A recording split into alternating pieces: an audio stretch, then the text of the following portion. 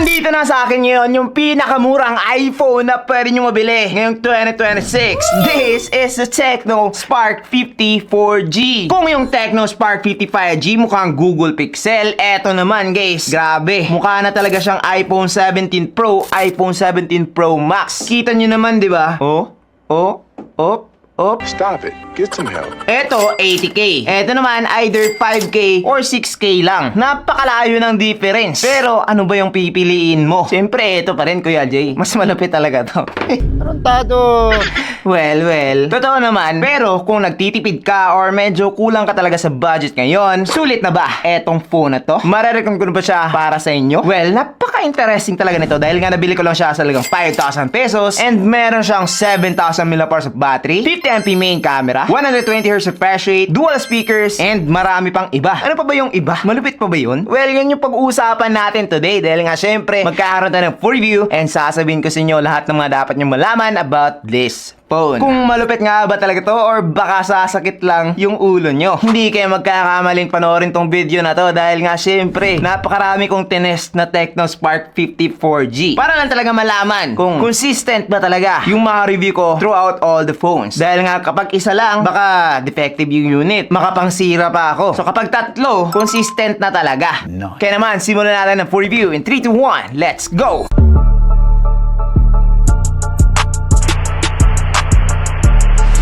Yo, what's up guys? I'm JP and this is JTin TV. Now, kung makikita nyo naman, ay, mali. Akala ko, eto yung Tecno. Eto pala.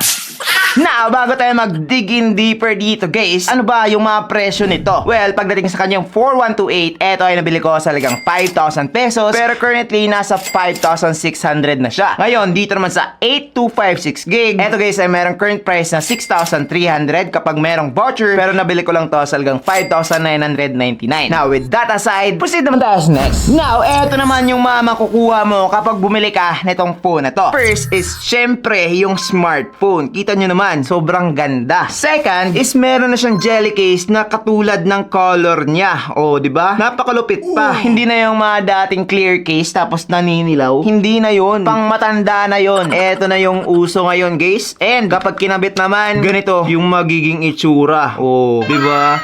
Matibay pa. Nakaka-absorb ng shock. Malupit. No. After naman yan, meron tayong mga paperworks. Meron pa ngang license by Qualcomm kahit hindi naman siya Snapdragon. Tapos, meron din tayong SIM ejector pin. Syempre, paano natin bubuksan yung SIM card tray? After naman yan, andito yung kanyang USB-A to Type-C na cable. And then, yung kanyang 18 watts charging brick. Hindi to fast, guys. Especially 7,000 mAh. But yes, that's pretty much it. Ito yung lahat ng makukuha mo sa loob ng kanyang box. Now, just look at that. Ito na nga guys, si Tecno Spark 50 4G sa color na Holla Blue. Meron ka pa iba't ibang color. Katulad na lamang ng titanium gray na hindi naman gray, parang blue din, light blue. Tapos, eto namang ink black na maganda pa rin. And then, meron pang dalawa, which is hindi ko pa nabibili. Yung orange at saka yung Aurora purple. Hindi pa available right now, pero soon meron na yan. Now, kung makikita nyo naman dito sa kanyang likuran guys, napakagayang-gaya na talaga yung kanyang camera module. Unlike the Tecno Spark Go 3 na andito sa atin ngayon, meron lang parang 3D na design dito para magmukhang merong umbok, pero wala talaga. While eto naman si Tecno Spark 50 4G, meron na talaga guys. Like, mafe-feel mo na talaga yan. Tapos, nakaka-premium talaga ng dating. Para sa akin, yung blue dito, yung pinakamaganda. Yung black, hindi masyado, sakto lang. Tapos, eto namang titanium gray, na hindi naman gray, sakto lang din. Siguro, yung blue at saka yung orange, yung pinakamalupit pagdating sa design dahil nga merong glowing na effect dito sa kanyang camera plateau. Plateau na rin yung tawag dito. But yes, when it comes to the build of this phone, eto guys ay merong plastic back, plastic frame, and glass front. Pagdating naman dito sa kanyang mga buttons and ports, sa ibaba nakalagay yung kanyang 3.5mm port, microphone, Type-C port, and speaker grills. Dito naman sa right side nakalagay yung kanyang volume rocker and yung kanyang power button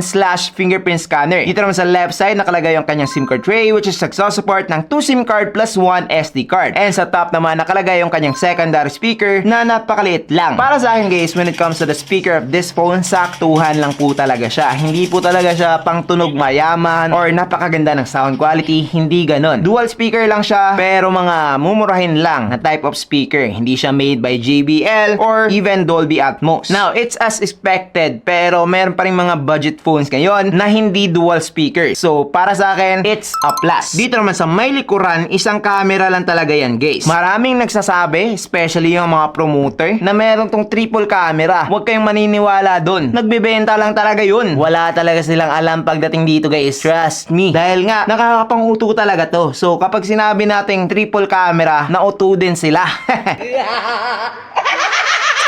Dito guys, meron tayong 50MP main camera sa may itaas. Tapos sa baba naman ito, nakalagay yung kanyang IR blaster. Eto guys, pwede natin gamitin as a remote control para sa ating mga TV, aircon, and marami pang iba. Useful din to. Dito naman sa may bilog sa right side, eto talaga guys. Design lang talaga to. Meron siyang parang bilog dito, but yes, pang uto lang po yan. Wala po talaga yung purpose. Now, eto naman yung special part niya. Etong flash, di ba? Napakalayo sa kanyang camera. Para lang talaga gayahin yung placement ng iPhone 17 Pro, iPhone 17 Pro Max. Andito yung flash, kaya naman andito rin yung sa kanya. Di ba? Napakalupit. Kapag yung mga friends nyo hindi alam kung ano talaga yung totoong itsura ng iPhone, pwede na kayo magsabi guys, eto na yung pinakabagong iPhone. Lagyan nyo na lang ng Apple logo dito sa may gitna and you're good to go. Di ba? Napakalapit lang guys. Nakaka-amaze talaga to, especially nung una. But yes, katagalan, meron din akong mga na-experience na problema dito. Unang-una is yung kanyang sticker sa likod. Pagkatapos kong tanggalin guys, meron pa rin natitira ng mga residue dito which is napakahirap tanggalin. Like, hindi talaga siya matanggal 100%. So, meron talagang parang dumi dito sa kanyang gitna. Tapos, when it comes to the fingerprints and smudges, napakadali ding dumikit ng mga yan dito sa kanyang likod. So, medyo dirty talaga siya at the end of the day. So, better use the case. Now, one thing I like about this phone is that meron po siyang IP64 water and dust resistance. Kaya naman pagdating sa ulan or mga splashes, hindi na kayo mag-worry dito guys. Makakasurvive na to sa mga yan. And so far, okay naman ako dito sa build quality ng Tecno Spark 50 4G. Design pa lang, ulam na. Tapos,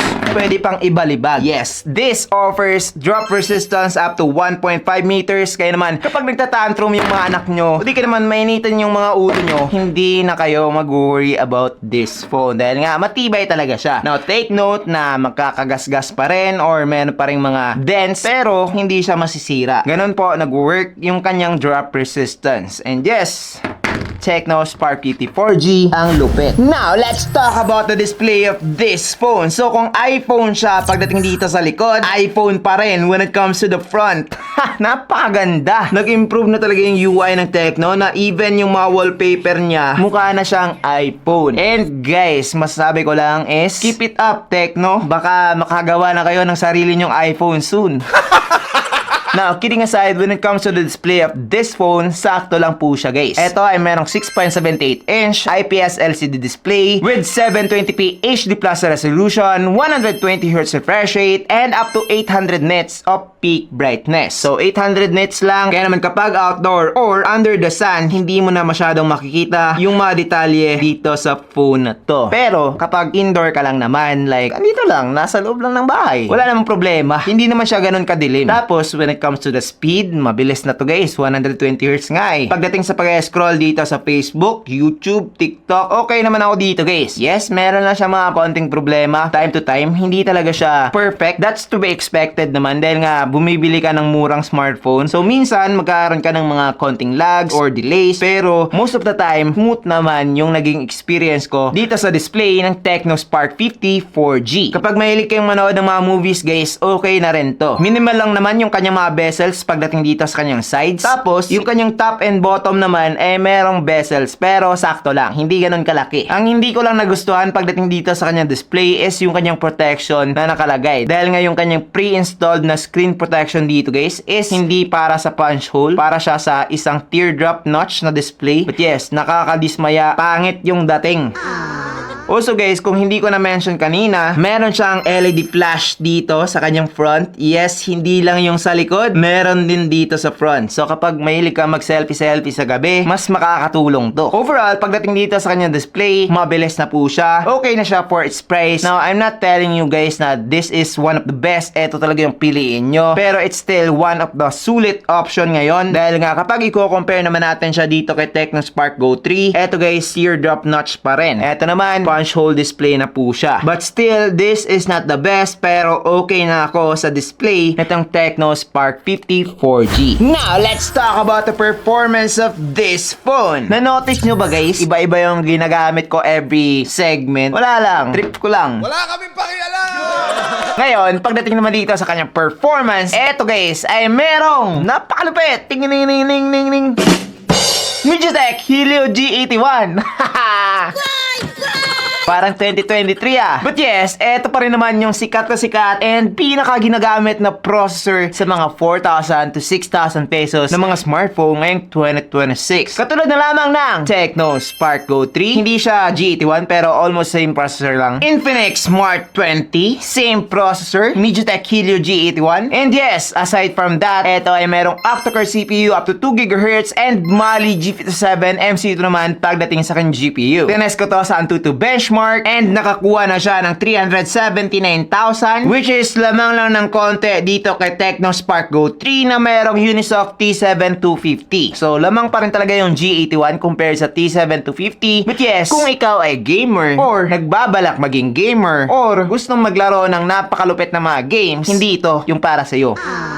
Ganun lang kasimple guys. Kapag naman hindi ganun kabigatan ng mga games like Mobile Legends lang naman, Hawk, okay na to guys. Sa Mobile Legends, ito ay mayroong ultra graphics with high frame rate and so far okay naman siya. Playable, nakaka-enjoy, hindi mo mapapansin na sobrang budget phone yung gamit mo and makakapatay ka pa rin ng kalaban dito guys sa Mobile Legends. Hindi lang siya ganun kabilis or ka-powerful na chip na pwede ka magtagal while gaming. Ito, around 3 to 4 games, dun mo na magkikita yung mga problema niya like yung mga lags and frame drop. Pero most of the time, kapag malamig yung room nyo, hindi ka naman naglaro kayo sa harap na electric fan, okay pa rin to guys. Makakapaglaro pa rin kayo smoothly dito sa Mobile Legends using this phone. Sa Honor of Kings naman, ganun pa rin. Same pa rin sa Mobile Legends. Playable na playable to. Okay na siya so far dito sa phone na to. Dapat nyo lang tandaan guys na especially kapag una, medyo maglalag pa siya dahil nga, hindi pa masyadong naka-adjust yung phone. Patagalin nyo lang ng mga 1 week siguro after setting your phone and magiging mas smooth na yung magiging experience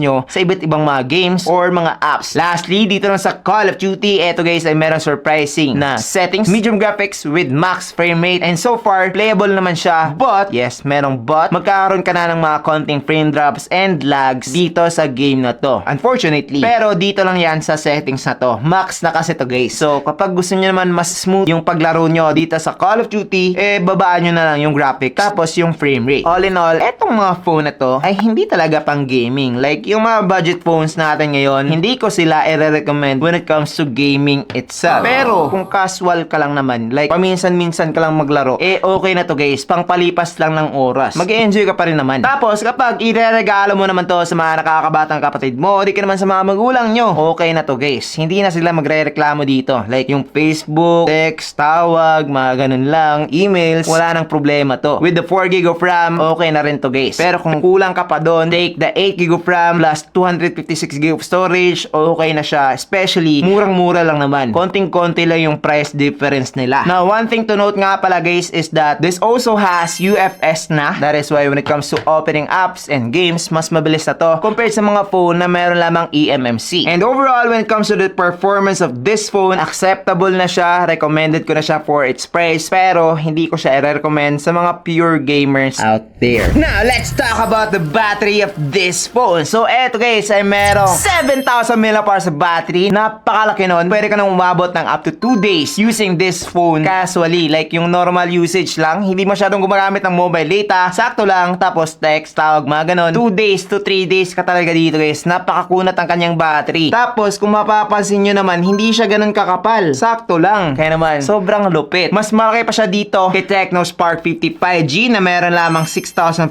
mAh. But yes, when it comes to the charging naman, medyo bumawi siya. Ching! ganun. Bumaba talaga ng mabuti. Eto kasi 45 watts. Eto naman 18 watts para sa isang napakalaking battery. Naku, umabot ako dito ng around 3 hours from 0 to 100%. So if I were you, mag-charge na lang ako kapag matutulog na. Tapos pagising, puno na siya. So hindi ka na mag-worry pa dahil nga I'm pretty sure na aabot ka sa gabi na hindi mamamatay etong phone na to. Like mahuna talaga siya guys. Legit. But yes, yun lang naman. Medyo nagka-problema lang tayo pagdating sa kanyang charging. But ang isa na napaka-surprising dito guys is nagso-support na to ng bypass charging. Yes! Yung ibang mamahaling phone ng ibang brand walang ganito. Pero si Tecno, kahit yung mga budget phone nila, meron ng bypass charging. So with this feature, hindi na masisira yung battery nyo kapag gumagamit kayo while charging. I-on nyo lang to guys. Okay na to. Tapos, isa pa, meron pa siyang reverse wired charging. Wow! So kapag meron kang two phones na low bat to, eto naman hindi. Pwede mo tong gamitin as a power bank para i-charge etong phone na to. O diba? Ang lupit. Pero kailangan mo ng Type-C to Type-C na cable, which is yung nasa box niya, Type A to Type-C. So kailangan mo pang bumili ng ganun. So far, battery-wise, okay na ako. Kahit medyo matagal ma-charge etong phone na to. Dahil nga, kompletong-kompleto naman siya when it comes to the features. Diba?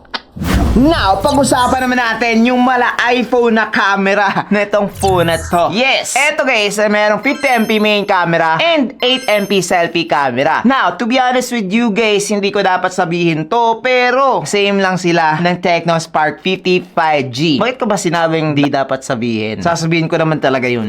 Malay ko sa'yo. But yes, these phones have literally the same camera system. 50MP na main camera, tapos 8MP na selfie camera. So far guys, this is one of the best pagdating sa kanyang price point. Napakalupit ng kanyang camera dito, which pagdating sa kanyang color production, natural na natural siya. Pagdating naman sa kanyang resolution, sharp na rin. Tapos pagdating naman sa kanyang contrast, saturation, okay na talaga yung manakuha kong photos using this phone. Yes, iPhone na iPhone talaga siya, pero budget version. Gets nyo ba yun? Yung tipong makukuha niya yung tamang color ng aking skin tone, pero it needs a lot of lighting. Like kapag nasa labas kayo, o di ka naman kapag nasa liwanag kayo na lugar, okay na okay talaga yung mga photos na makukuha mo using this phone. Mapa-back camera man or selfie camera, I think magugustuhan mo na yung photo results nito guys. Pero kapag gabi naman or low light, dun na medyo mapag-iiwanan yung mga budget phones compared sa mga flagship phones. Dahil nga, syempre, mas maliwanag, mas detail yung mga flagship phones compared dito sa mga budget phone na to. So as you can see, okay siya kapag daylight, kapag low light naman, sakto na lang. Hindi na ganun kalupit. But yes, for its price, I think this has one of the best camera that you can get. And recommended ko na siya para sa mga taong gusto lang naman mag-picture-picture and enjoy yung kanilang mga pinaghirapang smartphone. At this price point guys, marami pang mas pangit na camera compare dito sa phone na to. Yun yung legit. Tapos yung iba, pagdating mo sa camera, wala nang masyadong features. Eto guys, meron pa siyang AIGC Portrait, Super Night Mode, Pro Mode, Panorama, Time-Lapse, Dual Video, and even Slow Motion. So diba, okay na talaga etong phone na to pagdating sa kanyang camera. Like I've said, when it comes to the photo results. Pero ngayon, pag-usapan naman natin yung kanyang video. So eto guys, ay makakakuha ng 2K at 30fps, both main camera and selfie camera. Sadly, wala pa rin siyang 4K guys. And ngayon, try naman natin. So this is the video quality using this phone dito sa kanyang back camera. Alas tingin nyo, 2K at 30fps to guys. Anas tingin nyo, okay ba? Comment down below. Now, try naman natin yung kanyang selfie. So, eto naman yung selfie video niya. Sarap. Comment down below, ano sa tingin nyo? Now, as I'm looking at the results guys, I think mas nagustuhan ko yung color production ng kanyang selfie camera. And birang-bihira lang mangyari yon. But yes, okay naman yung kanyang resolution when it comes to the back camera. So kung gusto niyo yung mas sharp, mas high quality looking video, use the back camera. Kung okay ka lang sa kanyang selfie, I think pwede mo rin tong i-upload sa inyong mga social media guys. Legit pang vlog. All in all, when it comes to the photo and video quality, I think this is one of the best that you can get for its price. 5,000 to 6,000 pesos, walang masyadong kompetensya to guys. Ito lang siguro yung Infinix Smart 20 o di ka naman yung Realme Note 80. Pero aside from that, wala na masyadong iba pa. Dahil nga, nagmahal na lahat. So nasa 7K, 8K na yung mga kompetensya nito. So kapag hindi pa to nagmahal guys, kunin nyo na dahil nga, birang-bira lang mangyari to na 5,000 to 6,000 pesos. Tapos meron ka ng 4128 or 8256 gig at that price point. But yes, yun ay kung okay ka lang naman sa mga nasa masasabi kong downsize. All in all, recommended ko ba etong si Tecno Spark 50 4G? Well, definitely yes, especially kapag makukuha mo siya sa mga presyong nabanggit ko. Like 5,600 pagdating sa kanyang 4128, o di ka naman 6,300 pagdating sa kanyang 8256 gig. Sulit na to guys. Kung hindi ka naman gamer, hindi ka masyadong maarte sa performance, tapos hindi ka rin naghahanap ng napakabilis na charging, okay ka na talaga dito. Like yung build quality niya, yung kanyang display is decent na rin, yung kanyang camera is okay na, tapos yung battery niya na napakalaki, sobrang tagal malobat. Ngayon, kung nagbabalak kang bumili nito, just click the link down below. Ilalagay ko sa description box para makatipid pa kayo just using the YouTube voucher. Dahil nga, yung YouTube voucher guys, napaka-helpful talaga niyan. Umabot yung discount around 2K, di ba? So kapag nakita nyo to na around 7K, mabibili mo lang siya ng 5,000 pesos. So, di ba? Sobrang thankful nyo sa akin. So, that's pretty much it for this video. I hope na nag-enjoy kayo. I'm pretty sure na mas mag-enjoy pa kayo dito sa ating upcoming phone giveaways. Kaya naman mag-subscribe and also just comment down below yung hashtag. So, that's it. I'm JP and this is JDin TV and this is a Tecno Spark 50 4G. Thank you for watching and God bless. Bye-bye.